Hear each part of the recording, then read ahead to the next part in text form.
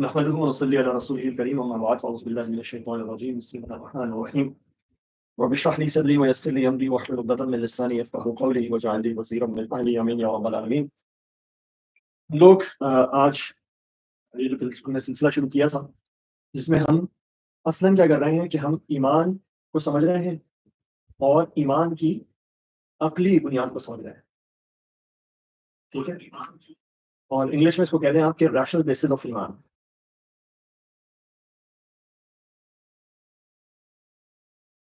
Of ایمان یا of faith, لیکن ایمان از اے مور پاورفل ورڈ. یہ ذرا اس سے گہرا لفظ ہے فیتھ سے یا بلیف سے. اس پہ بھی ہم نے تھوڑی سی بات کی تھی. ہم اس میں ہم نے یہ سمجھا تھا کہ جب ہم اسلام کی بات کرتے ہیں تو اسلام کے اندر ایمان ایک اصطلاح کے طور پہ استعمال ہوتا ہے، اور وہ اصطلاح وہ ٹرمینالوجی کور کرتی ہے 6 چیزوں پر ایمان پر، جن میں نمبر 1 اللہ پر ایمان، پھر اس کے ملائکہ پر ایمان، اینجلس پر، اس کی کتابوں پہ، اس کے رسولوں پہ. ٹھیک ہے، اور پانچواں کیا جی؟ والقدر خیرہ وشرہ من اللہ تعالیٰ، یعنی کہ تقدیر کے اچھے یا برے اللہ کی طرف سے ہونے پہ، اور والبعث بعد الموت، یعنی کہ دا ڈے آف ججمنٹ.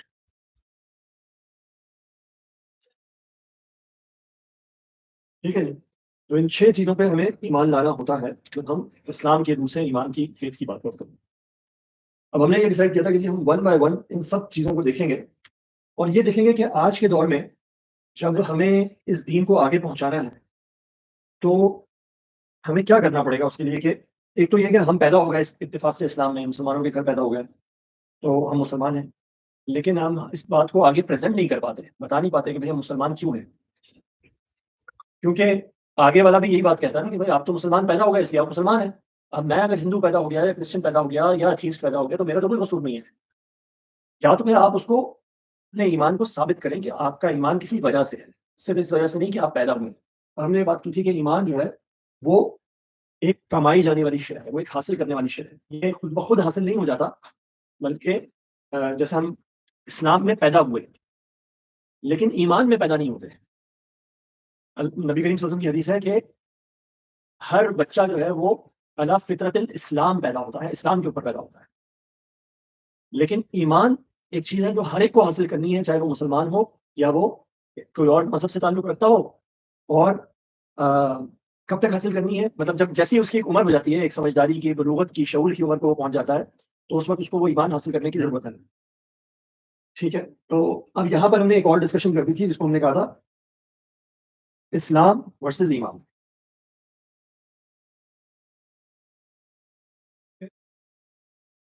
تو ایک ہے اسلام اور ایک ہے ایمان. اسلام کیا ہے؟ یہ آج کل کے دور میں تو اتنا لمٹ ہو گیا ہے کہ یہ کیا ہے؟ یہ ہے اقرار باللسان، زبان سے اقرار کرنا کہ ہم کہیں اشہد ان لا الہ الا اللہ واشہد ان محمدا عبدہ ورسولہ. یہ کسی نے کہہ دیا تو وہ مسلمان ہے، زبان سے اقرار ہو گیا. ٹھیک ہے، ہم سب یہ کرتے ہیں اس لیے ہم سب مسلمان ہیں. اصلاً قرآن کی روح سے دیکھا جائے تو اس کی 2 اور شرائط بھی ہیں. صرف ایک اقرار باللسان کافی نہیں ہے، بلکہ کیونکہ اسلام کا مطلب ہے سبمٹ کرنا، سرنڈر کرنا، اپنے آپ کو سر تسلیم خم کرنا. تو اس میں تو ابھی آپ نے صرف اقرار کیا ہے، سر تسلیم خم تو ابھی ہوا نہیں. تو وہ سر تسلیم خم ہونا، سرنڈر ہونا کب ہوتا ہے؟ جب آپ ون از اس کو کیا کہتے ہیں انگلش میں، شہادت کو ٹیسٹیفائی. تو پہلی چیز تو آپ نے ٹیسٹیفائی کیا. ٹھیک ہے، جو ابھی ہم لوگ کلمہ شہادت جسے کہتے ہیں. دوسری چیز کیا ہو گئی؟ نماز، صلاح. تو مسلمان کے اسلام میں ہونے کے لیے نماز بھی شرط تھی. جب جب یہ اس میں سورہ توبہ میں اللہ تعالیٰ کہتے ہیں کہ جب یہ ایمان لائیں، یہ اسلام لائیں اور پھر نماز پڑھیں اور زکوٰۃ دیں تو ان کا رستہ چھوڑ دو. تو کافروں کے بارے میں بات ہو رہی ہے، ان کو الٹیمیٹم دے دیا گیا تھا کہ اب اس کے بعد جو ہے وہ آپ اس جزیرہ نما عرب میں نہیں رہ سکتے. لیکن رہنے کی صورت کیا ہوگی کہ آپ سرنڈر کر جائیں. سرنڈر کرنے کی صورت کیا ہوگی کہ ٹیسٹیفائی، صلاح اور زکوٰۃ. ٹھیک ہے، یہ 3 چیزیں آپ کو کرنی پڑیں گی. تو یہ آج کے لیے بھی جو مومن کا، مسلمان کا جو آئی ڈی کارڈ ہے وہ یہ ساری چیزیں ملا کے ہوتی ہیں. اگر کوئی شخص یہ نہیں کر رہا تو ہم تو اس کے اوپر فتویٰ نہیں لگا سکتے. لیکن اگر ایک اسلامی حکومت ہوگی تو وہ اس کو یہ کہہ سکتی ہے، بالکل اسی طرح سے وہ زکوٰۃ کے لیے مجبور کر سکتی ہے. لیکن زکوٰۃ میں جیسے ہم آج دنیا بھر کے جو ملک ہوتے ہیں وہ اپنی اپنی رعایا کو ٹیکسز کے لیے مجبور کرتے ہیں. تو جس طرح اسی طرح اسلامی حکومت زکوٰۃ کے لیے مجبور کرے گی، اسی طرح وہ صلاح کے لیے بھی بندوبست کرے گی، کہے گی کہ نہیں لوگ صلاح کر رہے ہوں. تو آپ نے دیکھا کہ سعودی عرب میں تھوڑے عرصے پہلے تک کیا ہو رہا تھا کہ وہ نماز کے ٹائم پہ دکانیں بند کر دی جاتی. اب بندہ نماز کے لیے نکل جائے، باقی ہماری ذمہ داری نہیں، لیکن حکومت کا کام کیا ہوگا کہ کم از کم اس کے انتظامات پورے کریں، مسجدیں بنائیں، مسجدوں کے امام رکھیں، لوگوں کو اس وقت میں کاروبار نہ کرنے دیں، وغیرہ وغیرہ وغیرہ. وہاں کوئی جا کے بغیر وضو کے کھڑا ہو جائے تو آپ کیا کر لیں گے؟ ٹھیک ہے، لیکن یہ ہے وہ جو سرنڈر کا پارٹ ہے. ٹھیک ہے، یہ ہے سرنڈر. جو پڑھ سکے وہ پڑھ لیں. اچھا، لیکن ایمان جو ہے وہ اس سے ایک مختلف شے تھی، اور اللہ تعالیٰ نے اس فرق کو بڑا واضح کیا ہے سورۃ الحجرات میں، جہاں اللہ تعالیٰ نے فرمایا کہ قالت الاعراب آمنا قل لم تؤمنوا ولکن قولوا اسلمنا، کہ اعراب کہتے ہیں، بدو کہتے ہیں کہ ہم ایمان لے کر آ گئے. آپ ان سے کہیے لم تؤمنوا، تم ایمان نہیں لائے، ولکن قولوا اسلمنا، بلکہ یہ کہو کہ تم اسلام لائے ہو. کیوں؟ ابھی وہ آئے ہیں سرنڈر کرتے ہوئے، سر تسلیم خم کرتے ہوئے. ہاں جی بتائیے ہم کیا کہیں، ہم کیا کریں؟ تو اللہ کہتے ہیں ٹھیک ہے پھر تم یہ کہو، یہ کہو، یہ کرو. ٹھیک ہے. اور اللہ تعالیٰ کہتے ہیں وَلَمَّا يَدْخُلِ الْإِيمَانُ فِي قُلُوبِكُمْ، اور ایمان تو تمہارے دلوں میں بھی داخل ہی نہیں ہوا. تو اس سے آگے اللہ تعالیٰ فرماتے ہیں کہ جب ایمان والے کی ڈیفینیشن بتاتے ہیں اللہ تعالیٰ، تو وہ کیا بتاتے ہیں ڈیفینیشن؟ اِنَّمَا الْمُؤْمِنُونَ الَّذِينَ، مومن تو بس وہ ہیں. اب تم کہہ رہے ہو ہم مومن ہیں، تم مومن نہیں ہو، تم ایمان نہیں لائے، ابھی اسلام لے کر آئے ہو. اِنَّمَا الْمُؤْمِنُونَ الَّذِينَ، مومن وہ ہیں، مومن تو بس وہی ہے جو کیا کرتے ہیں، وہ ایمان لاتے ہیں اللہ پر اور اس کے رسول پر، اور تیسری چیز کیا ہے، اور پھر وہ جہاد کرتے ہیں اس کی راہ میں اپنے جان اور اپنے مال کے ساتھ. تو ایمان کی جو ڈیفینیشن ہے وہ یہ ہے کہ اللہ پر ایمان، یہاں پہ اللہ پر ایمان کا دعویٰ ہے، یہاں پہ اقرار باللسان ہے، زبان سے یہ بات کہی جا رہی ہے کہ میں اللہ پر ایمان رکھتا ہوں. یہاں اب جیسے ہمارا بچہ ہوتا ہے چھوٹا، ہم اس کو لا الہ الا اللہ سکھا دیتے ہیں، تو وہ بولتا تو ہے وہ بھی، لیکن کیا اس کے دل میں بھی یہ بات ہوتی ہے؟ ابھی اس کو پتہ ہی نہیں ہوتا مطلب کسی بات کا، لیکن وہ کہہ رہا ہوتا اپنی توتلی زبان سے لا الہ الا اللہ. تو ابھی وہ صرف زبان سے کہہ رہا ہے. اب بدقسمتی سے بہت دفعہ ہم بڑے ہوتے چلے جاتے ہیں، ہو جاتے ہیں، لیکن یہ اسلام ہماری زبان پر ہی رہتا ہے، یہ ساری باتیں ہماری زبان پر ہی رہتی ہیں. جبکہ ایمان نام ہے تصدیق بالقلب کا، کہ دل سے اس بات کی تصدیق ہو جائے کہ میں اللہ پر ایمان رکھتا ہوں، اس کے رسول پر ایمان رکھتا ہوں. رسول پر ایمان رکھنے کا مطلب پھر یہ سارے چھ جو ایمان میں پیچھے گرے، کیونکہ رسول ہی کتاب لے کر آتے ہیں، رسول ہی فرشتوں کے بارے میں بتاتے ہیں، کتاب آخرت کے بارے میں بتاتی ہے، کتاب تقدیر کے بارے میں بتاتی ہے. تو ہماری یہ پوری چھ ایمانیاں جمع ہوئی اس کے اندر، کہ وہ ایمان لاتے ہیں اللہ و رسول ہی، پھر وجاہدوا فی سبیل اللہ باموالہم وانفسہم، اور پھر وہ اپنے مال اور اپنے جانوں کے ساتھ اللہ کے راستے میں جہاد کرتے ہیں. اچھا، اس کا مطلب کیا ہو گیا؟ آج کل کی زبان میں ہمیں جہاد کا مطلب یہ سمجھ میں آتا ہے کہ ہم تلوار نکالیں، کلاشن کوف نکالیں، کوئی یاسین میزائل ہے نا جو آج کل لوگ استعمال کر رہے ہیں فضا والے، جو بھی ہے، تو کچھ نہ کچھ لڑنے کا اس کے اندر ہے. حالانکہ جہاد کا مطلب ہے، جیسے اردو میں ہم جب کہتے ہیں جد و جہد کرنا، کوشش کرنا. ٹھیک ہے، اب یہ کوشش، لیکن تو یہ کوشش ہے، لیکن یہ کوشش کس لیے ہے؟ کوشش ہم سب کر رہے ہوتے ہیں، صبح اٹھتے ہیں ہماری کوشش شروع ہو جاتی ہے، صبح سے لے کر شام تک ہم اپنی کوشش میں تو لگے رہتے ہیں، بھائی میں اپنے آفس میں نمایاں ہو جاؤں، میں ٹائم پہ آفس پہنچ جاؤں، میں کام کر لوں، میں اپنا بزنس چلا لوں. ٹھیک ہے، اور سو آن اینڈ سو فورتھ، میں اپنے بچوں کے لیے رزق حلال میسر کر لوں. یہ سب کوشش ہے. لیکن یہاں پہ اللہ تعالیٰ نے کہا وجاہدوا، اور وہ کوشش کریں فی سبیل اللہ، اللہ کے راستے میں، اپنے مالوں سے بھی اور اپنی جانوں سے بھی. تو سوال یہ ہے کہ اب یہ ایمان جو ہے یہ خود بخود پیدا ہونے کے نتیجے میں نہیں آتا، یہ زبان سے اقرار کرنے کے نتیجے میں نہیں آتا. یہ ایمان آگے بڑھ کے حاصل کرنا پڑتا ہے، مسلمان کو بھی اور غیر مسلم کو بھی، دونوں کو اس کے لیے ایفرٹ کرنی پڑے گی. ٹھیک ہے، یہ کسبی شے ہے، کمائی جانے والی شے.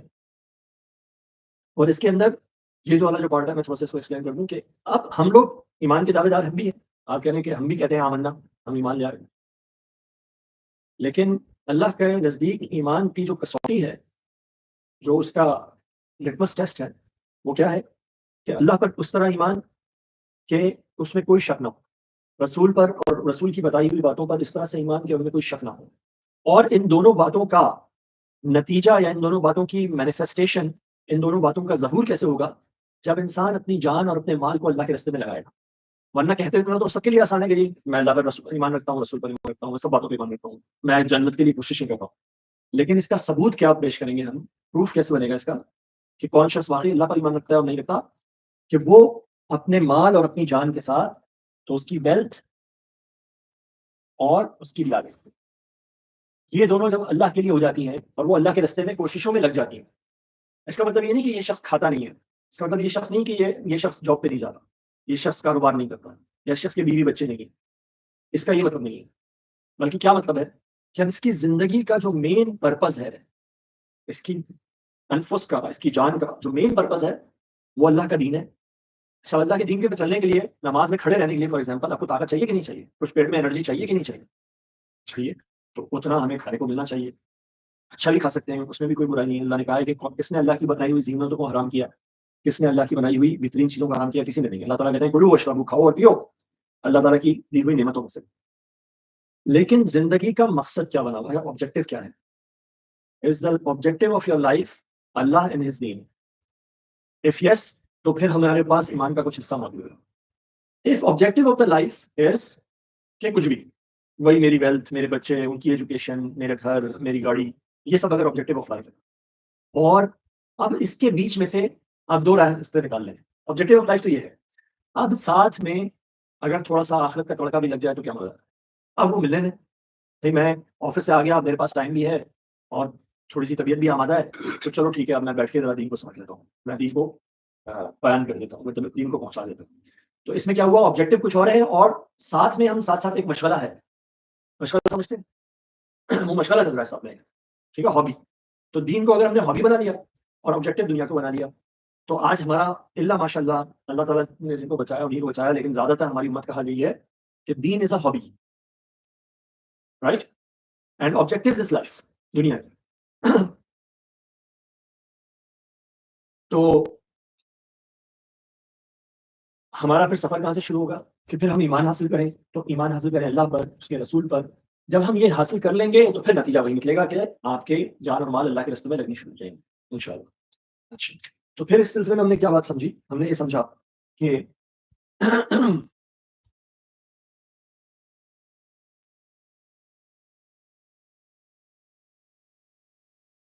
پہلے اس بات کو ذرا ایک اور طریقے سے بھی سمجھ لیتا ہوں. دیکھیں، یہ ہے صراط مستقیم، سیدھا راستہ. کہاں لے کے جاتا ہے؟ اللہ کی طرف،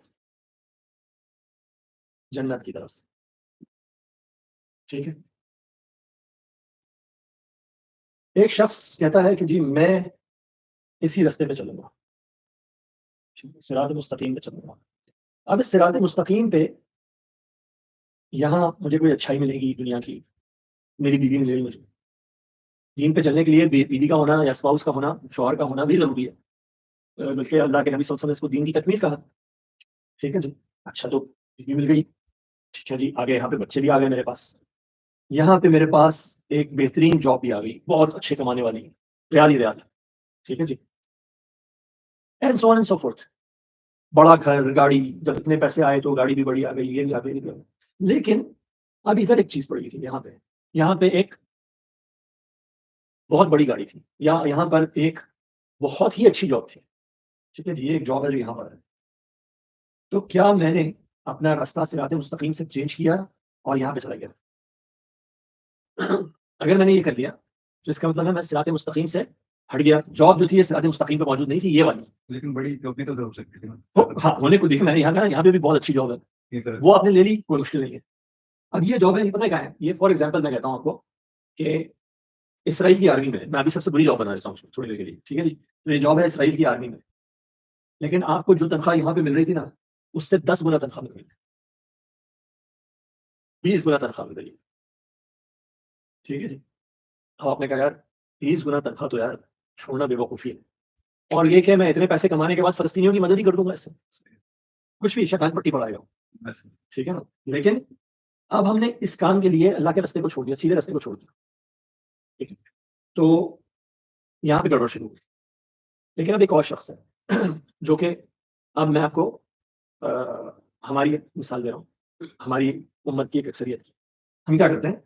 ہم کہتے ہیں جی میں نے سب سے پہلے تو ایجوکیشن حاصل کرنی ہے. ایجوکیشن کون سی؟ دنیا کی. اور کتنے سال کرنی ہے؟ کچھ 24-25 سال ٹکا کے. ٹھیک ہے جی. تو میں تو سب سے پہلے لے جاؤں گا. اب میری ایجوکیشن میں جو بھی ہے مجھے اس سے غرض نہیں ہے, مجھے اپنے بچوں کی بھی ایجوکیشن ارینج کرنی ہے. ٹھیک ہے, تو میں سب سے پہلے ان کی ایجوکیشن کی فکر کروں گا. تو وہ ہمارے سرکاری ملازم لوگ کہہ دیتے ہیں نا کہ جی ہم بچے بھی تو پڑھانے ہیں, اگر ہم پیسے نہیں لیں گے, رشوت نہیں لیں گے, تو کام کیسے چلے گا, ہمارا گھر کیسے چلے گا؟ تو سب سے پہلے ایجوکیشن, پھر گھر. ٹھیک ہے جی. اچھا, پھر کوئی چیز دوسری طرف, اب جاب آ گئی ہے, اس جاب کے لیے بھی پیسے دینے ہیں, تو آپ نے رشوتیں دینی ہے ادھر. ٹھیک ہے جی. تو اچھا, لیکن اب یہ چلتے چلتے یہ لائن کہیں پہ صراط مستقیم سے بھی کراس ہوئی. ہاں جی, کہیں پہ رستے میں مسجد بھی پڑ گئی, تو ہم نے نماز بھی پڑھ لی. اب اس جاب کے اندر مزے کیا تھے سرکاری جاب میں, کہ جاب پہ جانے ہی نہیں ہوتا. تو میں نے کہا جناب میں کیا کروں گا, میں قرآن مجید حفظ کرنا شروع کر دوں گا. ٹھیک ہے, میں اپنی داڑھی بھی بڑھا لوں گا, میں 5 وقت کی نمازیں بھی پڑھنا شروع کر دوں گا. لیکن جب میرے پاس بندہ آئے گا, جب میں نے یہ جاب 1 کروڑ روپے دے کے خریدی ہے, تو میرے پاس جب بندہ آئے گا تو میں اس سے رشوت بھی لوں گا, کیونکہ میں نے اپنے 1 کروڑ روپے بھی تو پورے کرنے ہیں بھائی, انویسٹمنٹ ہے, مجھے ریٹرن چاہیے. تو میں جناب حافظ صاحب, مولوی صاحب, یہ صاحب جو ہے یہ آپ کو ادھر لے کے جائیں گے. اور اس کا ایک ریزن ہے, مطلب سمپل سا ریزن ہے, بھائی میرے بچوں نے کھانا کا پکانا نہیں ہے, پڑھنا نہیں ہے, پڑھانا نہیں ہے. لیکن میں رمضان کے اندر عمرے پہ جاؤں گا, لینا دینا بھی زیادہ کروں گا. میں رمضان کے اندر عمرے پہ جاؤں گا اور بیت اللہ میں آخری 10 دن گزاروں گا. پیسے بہت ہیں میرے پاس, مسجد بھی بناتے ہیں ساتھ پہلے وہ بھی. اب اس میں مسجدیں بھی بنیں گی. لیکن اب آپ کو سمجھ میں آ رہا ہے کہ یہ رستہ, اصلاً رستہ میں نے کیا لیا ہوا ہے, ناٹ صراط مستقیم. اصلاً میرے منزل, میرا آبجیکٹو دنیا ہے, لیکن میں نے ساتھ میں رکھا ہوا ہے کہ جی میں بیواؤں کی مدد بھی کر لیا کروں گا. دیکھیں میں اتنا نیکی آدمی ہوں, ٹھیک ہے, میں تو ان سے لیتا ہوں, یہ تو امیر آدمی ہے, ان کے تو کام پھنسے ہوئے نا, ان کو بزنس کا پرمٹ چاہیے, میں ان سے لے رہا ہوں پیسے, تو کوئی برائی تھوڑی کر رہا ہوں. اور جو میں لیتا ہوں, کھاتا ہوں تو لگاتا بھی تو ہوں. ہاں جی, لیتا ہوں تو میں کسی کو اور کو دیتا بھی ہوں, رابن ہوڈ ماڈل. ٹھیک ہے, لیکن ہمیں نظر آ رہا ہے اس میں کہ رستہ ہم نے دین کا نہیں لیا. اور یہ کوشچن ہمارے سامنے بہت بار بار آتا ہے کہ جی جب ہم دین پہ چلنے والے بنے تو کیا کریں, کیا دنیا چھوڑ دیں, ہم کیا کریں, سارے کے سارے وہ گٹھیاں بنا کے لوٹے ہاتھ میں لے کے بس نکل جائیں. تو اس کا جواب ہے نہیں. ہم صراط مستقیم پہ چلیں, اور اس صراط مستقیم پہ ہمیں جو فائدہ حاصل ہوتا ہے ہم لے لیں. صراط مستقیم کو چھوڑے بغیر, اپنے دین کے اوپر کمپرومائز کیے بغیر. اب ایک جاب ہے آپ کی, وہ کہتی ہے کہ جی آپ نماز نہیں پڑھ سکتے ادھر. آپ بولے تو یہ جاب ہے, کسی کو جاب مل جائے کسی شراب خانے میں, کہ جی یہ تو جاب ہے, کام تو کام ہوتا ہے. تو ہمارے لوگ کہتے ہیں, وہ جو اسمگلنگ میں ہوتے ہیں وہ کہتے ہیں جی یہ نماز میری عبادت ہے اور یہ میرا پیشہ ہے. تو جب تک صراط مستقیم پہ رہتے ہوئے کوئی بھی دنیا کے آپ ارب پتی بن جائیں, کھرب پتی بن جائیں, صراط مستقیم سے نہیں ہٹے, آپ نے اس پہ کمپرومائز نہیں کیا, آپ ایمان والے ہیں. دولت میں کوئی برائی نہیں ہے, لیکن آپ 5 روپے کے لیے صراط مستقیم سے ہٹے تو اب آپ کا آبجیکٹو کچھ اور ہو گیا. اچھا, لیکن یہ بھی ہوتا ہے, دیکھیں ہم سب گناہگار ہیں, ہم سب سے غلطیاں ہوتی ہیں. تو جناب میں بھی کسی لالچ میں ادھر چلا گیا, خیال آیا, توبہ کی, واپس ادھر آ گیا. پھر کچھ شیطان نے بنایا, پھر ادھر نکل گیا. پھر خیال آیا, پھر توبہ کی, واپس ادھر آ گیا.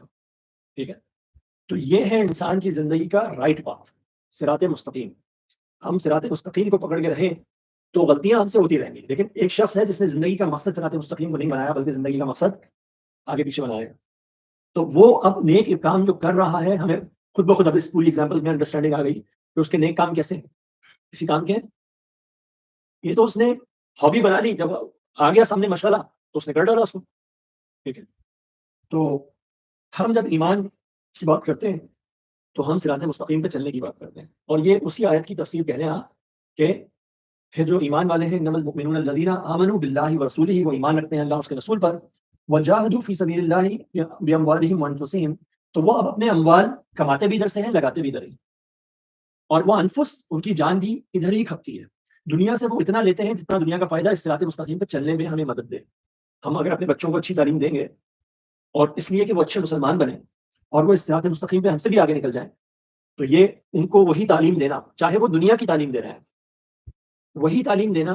آپ کہیں میرا بیٹا ایک ڈاکٹر بنے گا, ایک سائنٹسٹ بنے گا, ایک میتھمیٹیشین بنے گا, اور میری بیٹیاں یہ بنے گی, یہ بنے گی, ایسٹروناٹ بنے گی, فزسسٹ بنے گی, اور یہ لوگ اللہ کے نام کو بلند کریں گے.